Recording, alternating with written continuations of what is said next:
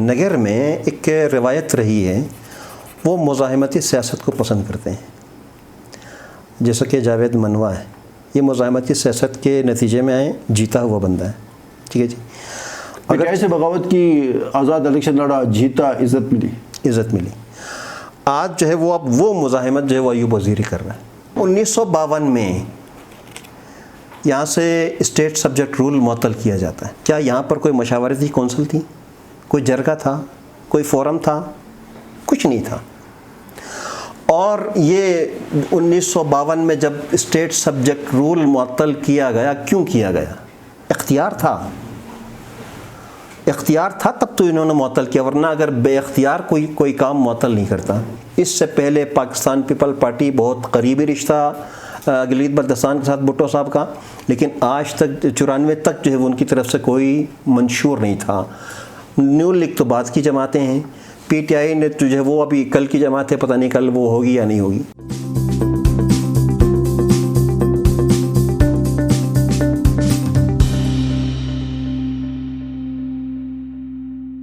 بسم اللہ الرحمن الرحیم۔ ناظرین السلام علیکم، پروگرام ٹاکرا آپ دیکھ رہے ہیں، میں ہوں آپ کا میزبان ایمان شاہ، اور آج ہمارے ساتھ مہمان موجود ہیں شیخ مرزا علی صاحب۔ شیخ مرزا علی کا تعارف ظاہر ہے، یہ سب سے بڑا تعارف یہ ہے کہ یہ ملی یکجہتی کونسل گلگت بلتستان کے پریزیڈنٹ ہیں، اسلامی تحریک گلگت بلتستان کے آرگنائزر، اور حسینیت سپریم کونسل نگر کے چیئرمین ہیں۔ شیخ صاحب ویلکم۔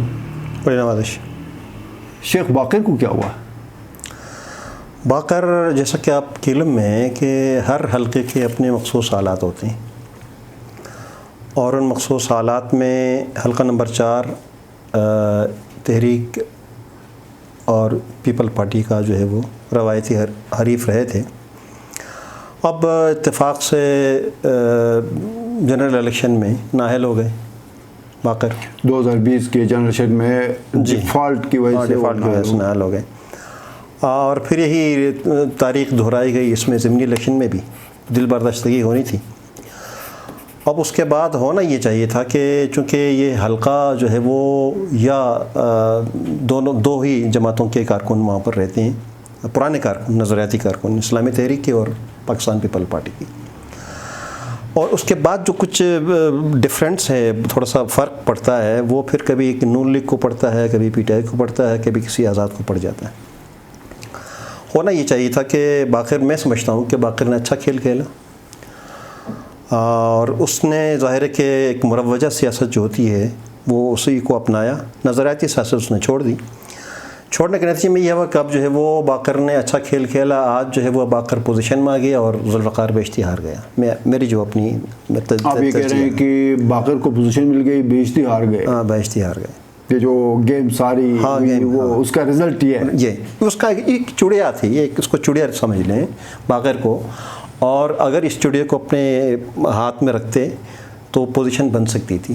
ابھی چڑیا ہاتھ سے نکل گئی۔ چڑیا بہت مشکل کام ہے سر، آپ اس کی سختی سے رکھیں گے تو وہ مر جائے گی، ڈھیلا رکھیں گے وہ اڑ جائے گی، اس کا نتیجہ یہ سب کے سامنے بڑے طریقے سے جو ہے نا وہ۔ اینیوے، اب مشاورت ہو گئی شیخ باقر کی آپ کے ساتھ اس معاملے پہ؟ آخری مرتبہ کب آپ کے ساتھ؟ چونکہ آپ اسلامی تحریک کے بہت ایک جید اور سینئر رہنما ہیں، اور آپ نے پورے ان معاملات کو آپ لک آفٹر کرتے ہیں، آپ کے ساتھ بھی انہوں نے مشاورت نہیں کی؟ جنرل الیکشن کے نتیجے کے بعد کسی کے وہم و گمان میں بھی نہیں تھا کہ اسلامی تحریک وہاں سے ہار جائے گی، اچھی پوزیشن تھی۔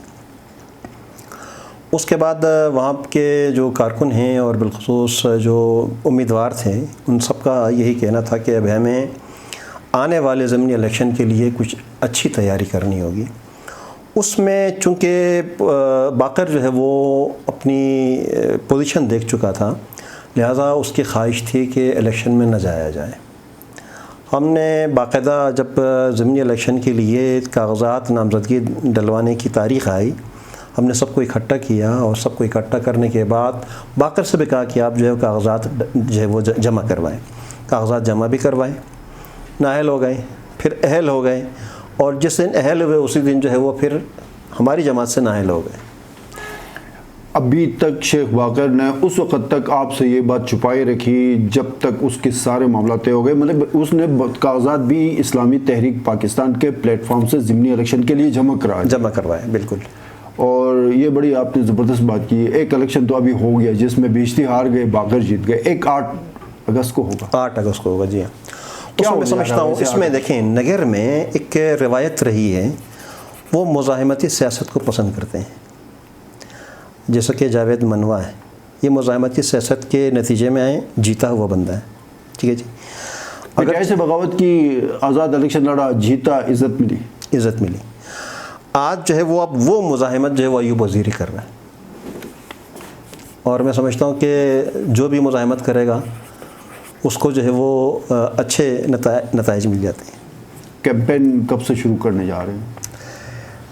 کمپین جو انشاءاللہ, چونکہ ایک تو توقع مجھ پر ہے, میں جو ہے وہ ابھی ڈرپ وغیرہ اتار کر آیا ہوں. آپ کی طبیعت تھوڑی سی ابھی بہتر ہوں. تو انشاءاللہ کل پرسوں سے انشاءاللہ. اس آخری شیخ باقر کے حوالے سے آخری سوال کی, کتنا مشکل کام ہوگا کہ شیخ باقر کے والد محترم ہم سب کے لیے بہت قابل احترام تھے, شیخ غلام حیدر نجفی, تحریک جعفریہ پاکستان سے لے کے اسلامی تحریک پاکستان تک, اس پلیٹ فارم سے ان کی ایک پہچان تھی, اور الیکشن لڑتے رہے. اس کے بعد شیخ محمد علی اسی پلیٹ فارم سے الیکشن لڑتا رہا, ان کی قبریں ان کے باہر موجود ہیں, اسلامی تحریک کے اوپر کتبے پڑے ہوئے ہیں, اور وہ سب کچھ چھاڑ کے, وہ پارٹی چھوڑ کے, اس میں پہلے عرض کر چکا کتنا مشکل فیصلہ, بہت مشکل فیصلہ ہے. اور وہ کچھ عرصے کے اس اقتدار یا کچھ پتہ نہیں مروجہ سیاست کے نظر ہو گئے, نظریاتی سیاست چھوڑ دی. نظریاتی سیاست میں آنے والی نسلیں دیکھی جاتی ہیں, آنے والا وقت دیکھا جاتا ہے, اور مروجہ سیاست میں آنے والا الیکشن. اور اس مروجہ سیاست نے شیخ حیدر کے گھرانے سے سیاست, اور ایک ظاہر ہے لوگوں کو علمی حوالے سے بھی, اسلامی علمی حوالے سے گائیڈ کرنے کا ایک سلسلہ تھا, وہ بھی اس کلوز ہو گیا کسی حد تک. نہیں, کیونکہ اسلامی تحریک کے ساتھ وہ ان ٹچ تھا, جب تک شیخ باقر ان ٹچ رہے تو اس کے ساتھ یہ بھی چلتا رہا ساتھ. اس نے تھوڑی سی ثابت قدمی نہ دکھائی, اور اپنے آپ کو اس نے جو ہے وہ کمزور کیا, اس پارٹی کے حوالے سے, جماعت کے حوالے سے, اور جماعت کا جو امیج ہے اس خطے کے اندر اس کے حوالے سے اس نے تھوڑی ثابت قدمی نہ دکھائی, اور اجلت کا مظاہرہ کیا. اور اجلت کا نتیجہ یہی ہوتا ہے کہ جناب آج فائدہ میں ہے تو کل وہ بیچارہ رو رہا ہوگا. آئینی حقوق, پاکستان تحریک انصاف, اور اس دفعہ تو پوری اسٹیبلشمنٹ نے پورا زور لگایا. بتایا گیا لوگوں کو, سپٹمبر 2020 کی کہانی بتائی گئی کہ جی آرمی چیف نے تمام پاکستان کی قومی سیاسی پارٹیوں کے پارلیمانی لیڈرز کو بلا کے گلگت بلتستان کو صوبہ بنانے کے حوالے سے اعتماد میں لیا. پھر الیکشن کے دوران عمران خان نے آ کے صوبہ بنانے کی مبارکباد دی, معاملہ لٹک گیا. آپ کیا کہتے ہیں کہ اس تمام سچویشن میں گلگت بلتستان کہاں پہ کھڑا ہے آئینی حقوق کے حوالے سے؟ اس میں اگر میں حقیقت بیان کروں, بر صغیر کی تقسیم ہو گئی. 14 اگست 1947 کو پاکستان معرض وجود میں آیا. 15 اگست کو ہندوستان اس نے اپنی جو ہے وہ ساخت بنائی. کم ترین عرصے میں یہ بھی ایک حقیقت ہے کہ یہاں پر مسلم لیگ کے کوئی نعرے نہیں آئے, کوئی کارکن نہیں آئے, کوئی رہنما نہیں آئے, کوئی بھی نہیں آیا. لیکن 27 نومبر کو الحاق بھارت کا اعلان ہوتا ہے مہاراجہ کشمیر سے, اور اسی دن یہاں پر جو ہے وہ بغاوت پھوٹتی ہے 27 اکتوبر کو, اور 1 نومبر کو یہاں پر گلگت بلتستان آزاد ہو جاتا ہے. اور گلگت بلتستان کے آزاد ہونے کے بعد نہ ہماری آزادی میں کسی کا عمل دخل ہے, نہ کسی کی مدد ہے, نہ کسی کی مشاورت, از خود آزادی حاصل کی. اور آزادی حاصل کرنے کے بعد اسلامی جمہوریہ گلگت کی ریاست قائم ہو گئی. ہونا یہ چاہیے تھا کہ ہمیں مشورہ دیا جاتا, آپ مستقل رہیں, اس سے ملیں, اس سے ملیں, ہوتا ہے دنیا کے اندر. لیکن کسی سے مشورہ بھی اور نہ کسی نے مشورہ دیا. ہم نے از خود 16 نومبر کو سردار عالم جو پاکستان کا نمائندہ بن کر آیا تھا اس کے سپرد کر دیا. ٹھیک ہے, اس پورے عرصے میں کہیں پر بھی کوئی مداخلت, کوئی مشاورت, کوئی ہمدردی, کوئی سرپرستی, کوئی کچھ نہیں. خالصتاً اسی نظریہ اسلام کی بنیاد پر پاکستان کا نام سن کر جو کچھ فراخ دلی کا مظاہرہ کیا اور سارے معاملات سپرد کر دیے گئے، آج میں کہتا ہوں کہ گلگت بلتستان کے ساتھ وہ رویہ نہیں ہے۔ گلگت بلتستان آکسیجن پر نہیں ہے، وینٹیلیٹر پر نہیں ہے۔ گلگت بلتستان کا بہت بڑا کردار ہے۔ آج صورتحال یہ ہے کہ کشمیریوں سے کہا جا رہا ہے کہ ریفرنڈم کرایا جائے گا، تم سے رائے لی جائے گی۔ جو حال ہی میں پرائم منسٹر نے سپیچ کی ہے، اس میں یہ تاثر دیا جا رہا ہے، کشمیریوں سے کہا جا رہا ہے ہم آپ سے رائے لیں گے، ریفرنڈم کرائیں گے، استصواب رائے لیا جائے گا، آپ کیا چاہتے ہیں، آپ خود مختاری چاہتے ہیں یا پاکستان سے ملنا چاہتے ہیں؟ گلگت بلتستان سے آج تک پوچھا گیا؟ کیا گلگت بلتستان کا یہ حق نہیں ہے کہ اس سے پوچھا جائے؟ آج تک جتنے فیصلے ہوئے ہیں آپ بتائیں کہ کسی ایک فیصلے کے اندر گلگت بلتستان کے عوام کے خواہشات کو مد نظر رکھا گیا؟ اسلام آباد سے فیصلے تھوپے گئے۔ دیکھیں آج ہماری ریاست یہ بیانیہ دیتی ہے کہ یہ متنازع علاقہ ہے، آئین کا حصہ نہیں ہے، نقشے کا حصہ ہے۔ میں اگر ثابت کر دوں، میں ان تاریخی حوالوں کا ذکر کروں کہ جس کے اندر باقاعدہ ہمیں ہمارے اوپر جو ہے وہ اختیار رکھا گیا، مثال کے طور پر معاہدہ کراچی میں حصہ ہوں، میں نے خطہ آزاد کروایا، کسی کی معاونت سے نہیں، کسی کی مشاورت سے نہیں۔ اور پھر اس مسئلے کو جب معاہدے کی صورت میں لایا گیا، میں وہاں پر نہیں ہوں، میں مجھ سے پوچھا گیا جو 1949 معاہدہ کراچی، ٹھیک ہے جی۔ اس کے بعد دیکھیں 1952 میں یہاں سے اسٹیٹ سبجیکٹ رول معطل کیا جاتا ہے۔ کیا یہاں پر کوئی مشاورتی کونسل تھی، کوئی جرگہ تھا، کوئی فورم تھا؟ کچھ نہیں تھا۔ اور یہ 1952 میں جب اسٹیٹ سبجیکٹ رول معطل کیا گیا، کیوں کیا گیا؟ اختیار تھا تب تو انہوں نے معطل کیا، ورنہ اگر بے اختیار کوئی کام معطل نہیں کرتا، ٹھیک ہے۔ 62 میں آپ جو ہے وہ ایک بہت بڑا علاقہ ریاست ہنزا کا جو ہے وہ چین کے سپرد کیا گیا، ایوب خان نے معاہدہ کیا جو انیشلی سی پیک کا جو ہے کراکم ہائی وے سی پیک کا حصہ رہا، وہ کب ہوا؟ 1962 میں، ٹھیک ہے۔ 72 میں آپ کی ریاستیں ختم کی گئیں، ختم ہوئی نہیں ہوئی، آپ کی جو ہے وہ یعنی ہنزا کی ریاست، نگر کی ریاست ختم ہو گئی اور دوسری ریاست ختم ہوئی۔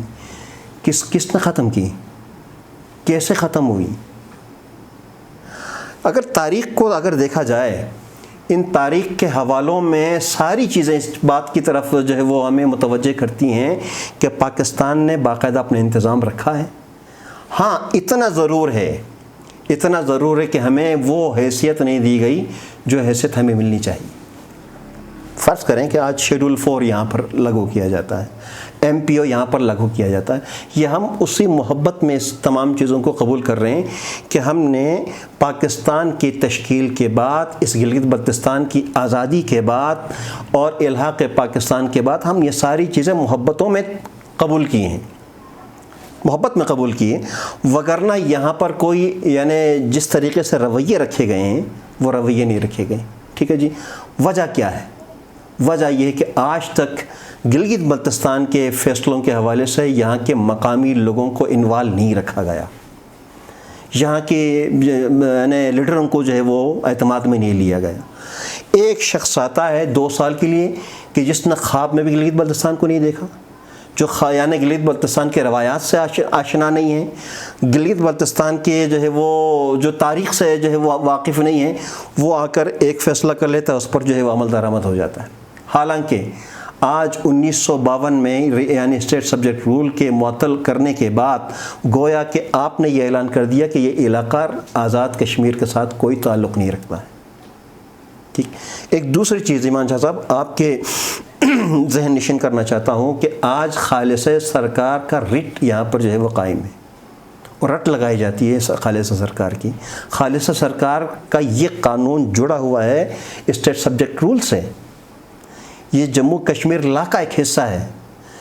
اب آپ سوچیں کہ جو ہے وہ ایک طرف خالصہ سرکار کے لیے جو ہے وہ تمام انتظامی معاملات، حکومتی معاملات بفر جاتے ہیں خالصہ سرکار کے نام پر، اور اسٹیٹ سبجیکٹ رول کو جو ہے وہ جو کوئی بات کرتا ہے اس کے خلاف جو ہے وہ تند و تیز جملے اور جو ہے وہ گھورے یعنی غرائے ہوئے آنکھوں کے ساتھ جو ہے وہ معاملات کیے جاتے ہیں۔ تو بس اگر آج الحمدللہ میں سمجھتا ہوں کہ پاکستان تحریک انصاف یہ واحد جماعت ہے جو گلگت بلتستان کی آئینی حیثیت کے نام پر جو ہے وہ انہوں نے حکومت بنائی ہے، اور یہ بارہا اعلان کر چکے جناب یہ اب یعنی بننے نہیں جا رہا بلکہ بن چکا ہے۔ ٹھیک ہے جی، کہاں ہے وہ؟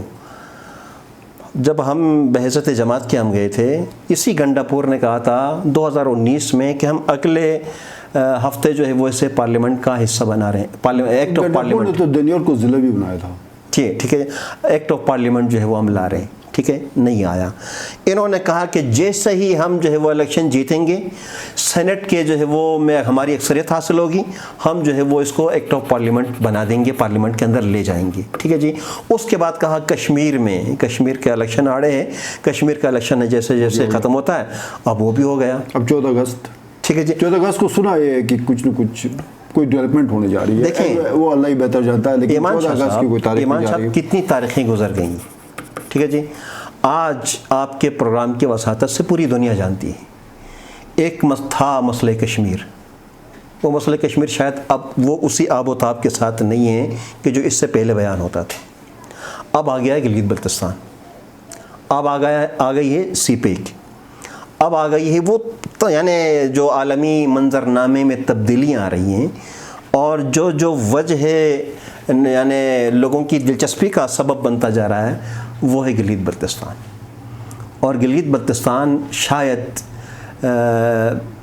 یعنی پاکستان کے لیے میں سمجھتا ہوں کہ روح سے زیادہ اہمیت رکھتا ہے، اور اس کے لیے اب ہمیں یہ دیکھنا ہوگا، میں شہرک کہہ لیں، شہرک سے بھی آگے روح کی وہ، ٹھیک ہے جی، کہ جس طریقے سے قرآن میں ہے نا کہ پوچھا جاتا ہے کہ اے حبیب کے روح کیا چیز ہے، تو کہو کہ اللہ کے فیصلوں میں سے ایک فیصلہ ہے، ٹھیک ہے جی۔ تو یہ اب پاکستان کی بقا میں سمجھتا ہوں گلگت بلتستان پر منحصر ہے، پاکستان کی معیشت، پاکستان کی ترقی، پاکستان کی انرجی، ساری چیزیں اب جو ہے وہ ڈیپینڈ کرتی ہیں گلگت بلتستان کے اوپر۔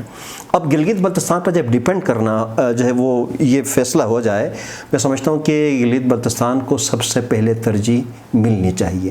اب عبوری صوبے کی بات نہیں ہوگی، تم ریفرینڈم وہاں کرا رہے ہو، اب یہاں پر مکمل آئینی صوبے کے بغیر شاید آپ اسلامی تحریک پاکستان مکمل آئینی صوبے کا ڈیمانڈ کر رہی ہے، شروع سے کرتی ہے۔ ہم تو سمجھتے ہیں کہ ہم نے گلگت بلتستان کو یعنی کروٹ جو ہے وہ ہم نے بٹھانے کی سب سے پہلے سوچ دی ہے۔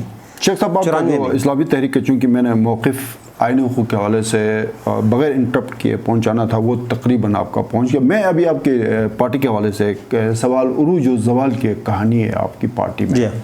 تحریک جعفریہ پاکستان گلگت بلتستان میں حکومت بنی 1999 میں، فضا محمد ناشاد ڈپٹی چیف ایگزیکٹو رہے، 1994 میں وہ بھی ایک عروج کا زمانہ تھا۔ اس کے بعد پھر یہ زوال کا ایک سفر شروع ہو گیا، اور 2020 کے انتخابات میں تحریک جعفریہ پاکستان جو اب اسلامی تحریک پاکستان ہے، وہ بالکل اسمبلی میں اس کی نمائندگی نہیں رہی۔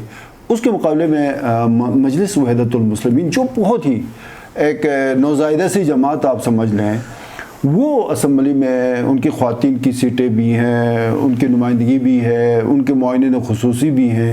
یہ اسلامی تحریک پاکستان کے زوال کی وجوہات کیا رہی؟ ایمان شاہ صاحب، اس میں گزارش میں کروں گا کہ جس طریقے سے آج کرونا مختلف لہروں کے ساتھ جو ہے وہ اپنے اثرات دکھا رہی ہے، اب اس وقت کا کرونا بڑا خطرناک ہے، یہ ڈیلٹا، ٹھیک ہے جی، اس کے اندر جو ہے چونکہ یہ وائرس ہی انڈین ہے، ٹھیک ہے جی، انڈین وائرس، اور انڈین وائرس خطرناک بھی ہو سکتا ہے۔ اس میں گزارش یہ ہے کہ پاکستان کے اندر مختلف لہریں آتی رہیں، ان لہروں کے اندر آپ کے علم ہوگا کہ شیعوں کو کافر قرار دے گا، شیعوں کی تکفیر ہونی شروع ہوئی، حالانکہ کوئی مذہبی بنیاد نہیں تھی، اس کے پیچھے ایک سیاسی مقاصد تھے، ٹھیک ہے جی۔ ان سیاسی مقاصد کے اندر ملک کے اندر فرقواریت کو جو ہے وہ ابھارا گیا، اور قتل و غارت گری کا ایک جو ہے وہ بازار گرم ہوا، اور یعنی کفر کے فتوے اور فتنوں کا ایک سلسلہ شروع ہوا۔ اس کے زد میں سب سے پہلے تحریک جعفریہ کو لایا گیا، ٹھیک ہے جی۔ وہ تحریک جعفریہ کہ جس نے سب سے پہلے گلگت بلتستان میں اکثریت حاصل کی، اور اکثریت صرف حاصل نہیں کی بلکہ گلگت بلتستان کو منزل دی۔ 1994 وہ واحد جماعت تھی کہ جس نے 5ویں صوبے کے نعرے پر الیکشن لڑا تھا۔ اس سے پہلے پاکستان پیپل پارٹی بہت قریبی رشتہ گلگت بلتستان کے ساتھ بھٹو صاحب کا، لیکن آج تک 94 تک جو ہے وہ ان کی طرف سے کوئی منشور نہیں تھا۔ نون لیگ تو بعد کی جماعتیں ہیں، پی ٹی آئی نے جو ہے وہ ابھی کل کی جماعت ہے، پتہ نہیں کل وہ ہوگی یا نہیں ہوگی، ٹھیک ہے جی۔ پیپل پارٹی کا گہرا رشتہ، ٹھیک ہے جی۔ اس پیپل پارٹی نے بھی گلگت بلتستان کے حوالے سے کوئی یعنی منشور، کوئی اس کی منزل، آخر اس کی حیثیت کیا ہونی چاہیے آئین کے اندر، پاکستان کے اندر کیا حیثیت نہیں، یہ دیا تھا سب سے پہلے تحریک جعفریہ نے۔ اور یہ ظاہر ہے کہ اس میں مختلف حوالوں سے آج بھی میں اگر شیڈول 4 میں ہوں تو اسی وجہ سے ہوں کہ میں تحریک جعفریہ سے تعلق رکھتا ہوں۔ ساجد نقوی صاحب اگر شیڈول 4 میں ہیں تو اس کی وجہ یہ ہے کہ وہ تحریک جعفریہ کے سربراہ ہیں۔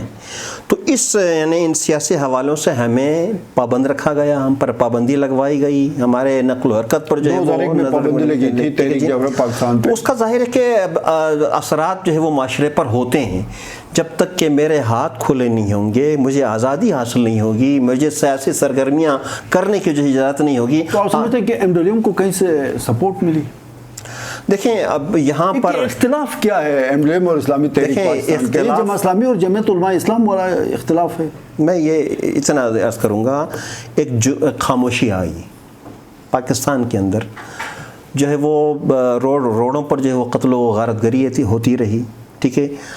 تحریک جعفریہ اسلامی تحریک وہ پابند رہی، اس پر جو ہے وہ اس کو مانیٹرنگ کی گئی، اس کو ہلنے نہیں دیا گیا، انہیں جو ہے وہ نرغے میں رکھا گیا، شیڈول 4 میں رکھا گیا، ان کے اثاثے جو ہے وہ منجمد کیے گئے، ساری چیزیں کی گئیں۔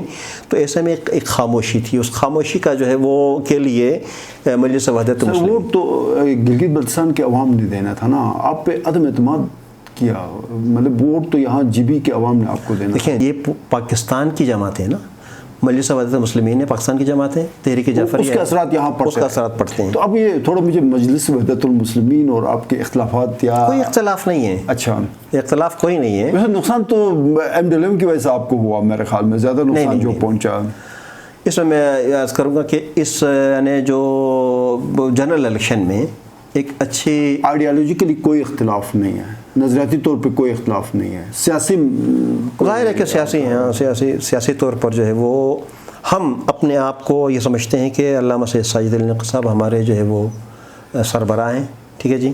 اب چونکہ جیسا عرض کیا کہ کچھ لہریں آتی رہیں، ان لہروں کے نتیجے میں تھوڑا سا جو ہے وہ پھیلاؤ کم ہوا، اور یعنی وہ فعالیت تھوڑی محدود ہو گئیں، اس کا جو ہے وہ فائدہ جو ہے وہ مجلس وحدت مسلمین نے اٹھایا۔ ابھی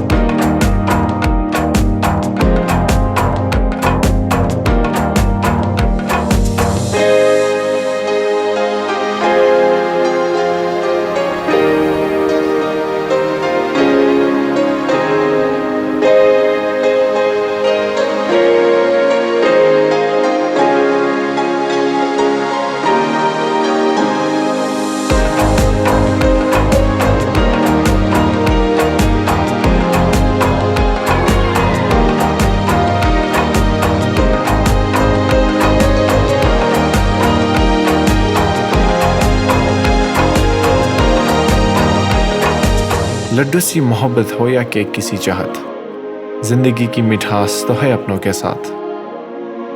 ہم پہاڑوں کے ان خوبصورت وادیوں میں بسنے والوں کی شام کی نمکین چائے ہو، یا پھر ہو کسی پیارے کی ٹریٹ، نیشنل بیکرز کا ہو ساتھ تو بس سین آن ہے باس۔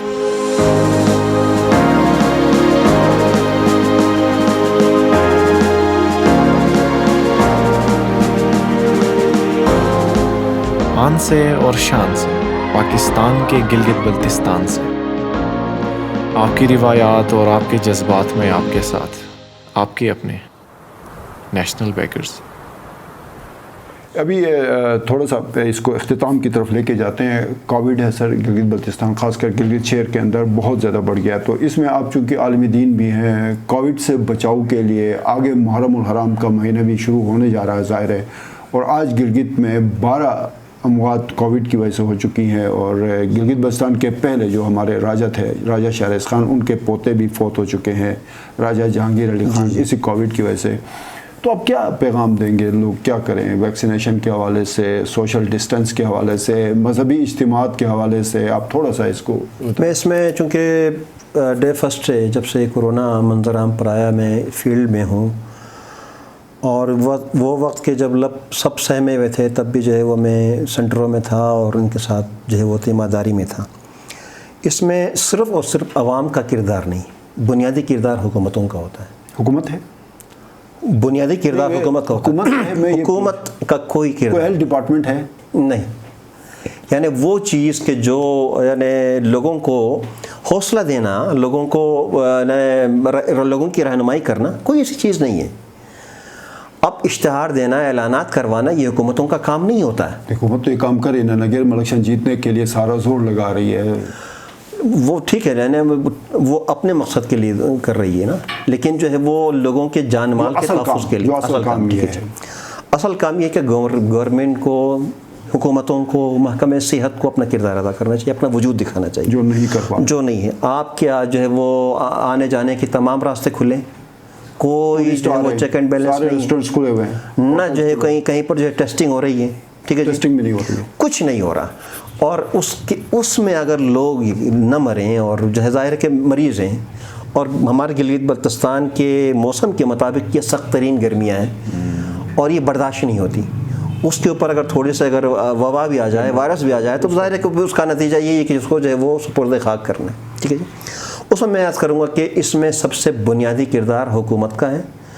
اس کے بعد حکومت اگر یعنی سنجیدہ ہو, عوام خود بخود اپنے آپ کو سنبھال سکتی. آج لوگ ماسک پہننے کے لیے تیار نہیں ہیں. کیوں نہیں ہے؟ اس لیے نہیں کہ حکومت نے اس کو سنجیدہ لیا نہیں ہے. کل آپ جو ہے وہ پروگرام کو دیکھ لیں جہاں پر یہ شمولیت ہوئی, کیا حشر تھا, کیا منظر تھا, ٹھیک ہے جی. یعنی یہ ساری چیزیں حکومت نے ایک پیغام دینا ہوتا ہے. وہ پیغام میں سمجھتا ہوں کہ نہیں ہے جب تک کہ حکومت عوام کے جان و مال کے تحفظ کے لیے سنجیدہ نہ ہو. عوام تو ظاہر ہے کہ یہ چاہتا ہے کہ اس کا الزام کسی اور پر لگ جائے. بہت بہت شکریہ شیخ مرزا علی, آپ اسٹوڈیو میں تشریف لائے. ناظرین, پروگرام آپ نے دیکھا, آپ کی فیڈ بیک کا انتظار رہے گا. پروگرام ٹاکرا سے اپنے میزبان ایمان شاہ کو اجازت دیجیے. اللہ حافظ.